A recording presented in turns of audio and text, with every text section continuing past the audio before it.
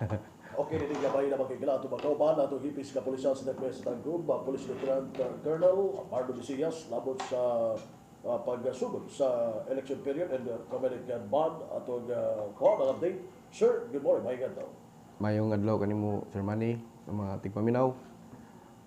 Regarding sa ato ang pag-start sa kumilik election period atong gahapon starting 12:01 nag-organize ta og nag-conduct tag checkpoint diha sa established nga Comelec checkpoint sa Barangay Silangga. That kani nga area gi kuan po ni gi establish po ni sa ato ang election Comelec election officer si Attorney Dan Garcia. Og gani kagahapon nagkuan siya ni-join sila pagkabuntag mga alas 8 nagkandak na buntag checkpoint og naa dito ang Comelec og inspect nila ang ato ang facility og nakita nila nga sufficient siya sa format og sa number of personnel og sa pag-implement sa ato ang mga guidelines. Pagkagabi dito nakita na aday siya kinahanglan nga mas i-expand pa ang atong lighting. Pero nevertheless, during sa checkpoint wala may kakulian nga na experience. Wala nakuha ng mga armas. Wala.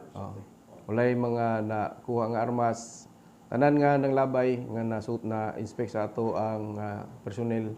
Wala man po yung mga dala kay mga lumalabay, especially itong mga four wheels nga ilag yung visually check. Then si Attorney Garcia atong Tangub City election officer sa Comelec naghatag po siya mga proper guidelines kung unsaon pag-conduct sa checkpoint. Pinaka mga lugar ang i-consider sa Comelec checkpoint. Isa ra sir, isa ra ka lugar ato arang Silangga nga border control checkpoint. Pero wala siya gilimit kung basta magkuan lang mag-inform lang mi sa ilaha o sa iya. Pwede mi mo conduct og mobile checkpoint basta nalang siya prior coordination sa ato ang election officer. Okay, siguro gid sir kay ang Silangga mo maning pagawas no or pasulod na gika sa Pangalby Bridge diri sa tuwa sa Tagum. Yes sir, nag-connect yun na siya sa kinatibukan sa Northern Mindanao. Diha ang entry point o exit padulong sa Lanao del Norte, padung sa Iligan, Cagayan de Oro. So mula siya ang pinaka-main nga entry point. So ang diri sa ato ang boundary sa kaning Labuyo sa Silang sa Sumirap. So kana nga mga area dia Sumirap padulong diri sa Labuyo ato lang ya po nagkandakan og mga mobile checkpoints in coordination with our election officer. Usay kalahian ba bilabinag election period of Comelec checkpoint or nanay Comelec gunman? Usay kalahian sa implementation sa operation sa PNP? Basically sir, ang basic operation is the same raman siya.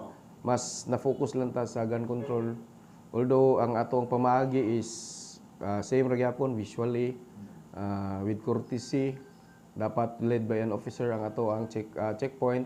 Kung dili ay senior PNCO nga na ay knowledge o na ay experience on searching mga vehicle. Basta kita limited ta sa visual search and of course kung sa mga requirements nato sa usa ka checkpoint nga para tumanon sa atong mga motorista no like rolling down window o switching on their cabin lights. Pero as is nagyapon to in terms kung dunay mga kontrabando no Yes, sir. dili lamang armas. Yes sir. Oo. So general law enforcement ko siya operation siya. Mas nakuan lang siya karon kay under man mi sa Comelec control. So si election officer ang among direct nga mando sa amo kung na mga specific nga buhaton sa checkpoint. Okay. Dili lang sa dalan no ay may kag Comelec gunman nakit na sa uban nga mga lugar bisag asa sa Tagum no kung gidili gyud pagdala og armas. Yes sir, of course canceled man tanan mga ato ang pribilehiyo sa pagbaton, pagdala og armas sa during election period. So dili lang namo siya i-limit sa checkpoint lang. So ang among overall law enforcement operation ana is i-implement namo tong mga strategy nga proven tested na pod para mas mapahugtan pa namo ang seguridad o mapa-implement namo ang balaod sa kaning Omnibus Election Code o dili lang sa firearms kundi sa kinatibuk-an nga kriminalidad. Only men in uniform lang magdala og armas. Basically, naman may kaning gitawag nga exemption pod. So naay exemption gikan sa National COMELEC nga ang inyong local police is exempted nga sa gun ban o we are authorized or we are allowed to bring our issued firearms. How about aning sa mga politiko nga doon sila yung mga armas? In general, sir, cancel tanan kuan privilege aning sa pagbaton og armas no including permit to carry. So kung na sila yung mga gusto nga applyan nga exemption, pwede nila buhaton. Especially ni pagbaton o personal security o kaning sa firearms nila. So pwede sila mo request for exemption na. Ginaagi sa ato ang election officer o iagi sa ato ang RCSU kini sa Civil Security Unit nga mo inay authority pod sa pag-request sa mga ingana. Pero kasagaran diri sa ato sa Tanggup ang mga politician is police man ang ga-escort. Diri sa ato actually wala gyud tay escort ka nga pulis sa police station no. Sa politician. So tanan gi-cancel tanan ang atong kuan. Ang mga kaning protective security. So ang kuan nato ron is basta on process I don't know if sa uban nga kuan no, sa uban diri sa Tanggob wala man tay mga gipang detail nga pulis sa atong mga official sa city. Ang kuan is kinahanglan mo na siya kanang special nga exemption ba. So applyan pa na siya. So diri sa Tanggob wala tay kuan. Sir, sa man na sir panalitan na dili nga mga politician yan na sila mga kada po mga siguro mga armas po nila mga bodyguard no. Sa man na ninyo pagkuan. Ang atong general nga operational aspect ana is pagkandak og security coverage. So tunan naka-detail is halimbawa na ay bisita sa Tanggob. So kita mo provide tag area security. Okay, being one of the leader with kaning so i-assess pa man po na yes threat. Pero pag automatic nga mo bisita diri atong ginahatagan na is security coverage. Dili lang saya para sa kundi sa kinatibukan nga binyo o sa activity. Kini magyud pagpanganda magini sa eleksyon. Sa imong lantaw diri sa Tanggob ang in terms sa kainit no pag-agree sa eleksyon sa lantaw. So base sa assessment nato dili gid siya kuan wala say ingon nga naay impending nga kuan kaning ini tawag ani conflict kay kuan man kanang basehan lang nato ang mga nandagan no. So taga diri ra man din medyo lagi ingon nga dako nga kanang mga pagpagawa sa ilang mga kuan mga disgusto sa ilang kontra wala pa man nun. So far to assessment is this campaign especially during campaign period magiging peaceful ang pagkandak ana. So ang pulis wala gilabanan nga politiko neutral kanunay. Yes sir, ato ring concern is ang overall nga safety and security sa kinabag-ang katawhan, ang pag-implement nato sa mga balaod, law enforcement operations nga walay lipod-lipod. Padayon kita sa pag-implement especially kaning sa ato ang anti-illegal drugs nga campaign, anti-illegal gambling, illegal possession of firearms o kaning smuggling. So tanan klase nga illegal mo gyapon ang atong buhaton bantayan.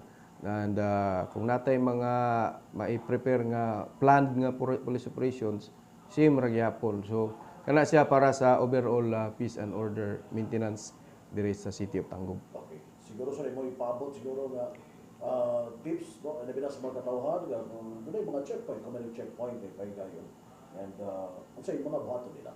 Yes sir, ako ipaabot sa atong mga katawhan no, sa atong mga sa atong community Nga kung mula ba tag checkpoint is just be courteous kay ang ato ang mga personnel ako po lagi magnuan nga courtesy is the best para sa ato ang tanan kay di man malikayan nga kanang maabala o makahunong sila while ga drive, di ba? So ang amo lang is para mas mapadali ang checkpoint is kung gabi, labi na gabi is just to roll down your window and switch on the cabin lights kanang masiga at least ma-illuminate or mahayag ang sulod sa sakyanan o visually ang atong mga personahe dili naman na manguping kay gayo no visual raman ang atong manner sa search.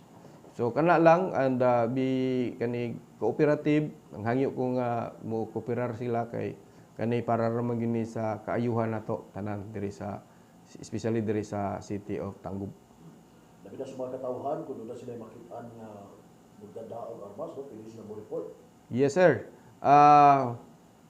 Katong mga naibalaan dia dili gid ta pagduwa-duwa i-report yun na sa ato ang police station hotline. Kuan ka-prepare. So 0910 785 9787 una tong station hotline. Pwede mo text anonymously or pwede po mo magpaila. Ang importante dire is magtinabangay kita para sa pagpakgang sa mga sagun sa nga klase nga kriminalidad diri sa atong syudad. Sir, salamat kayo. Basta doon na kayo additional information sa pananalaman na tagubano ng bayna na bila sa pagprepara sa eleksyon and sugod na ang election period. Yes sir, katulang sir, just be when approaching checkpoints ato alang hangyo lang mi sa inyong kooperasyon para mas mapadali. And then in the overall crime prevention strategy nato ang akong gihangyo sa atong mga tigpaminaw sa kinatibuk-ang katawhan sa Tangub it's just be aware of your surroundings kay aron mabantayan nato ang mga tao sa palibot. So na mga daotang elemento nga hulat lang nga malingahan nato or mawala ang atong atensyon especially sa atong mga kabtangan.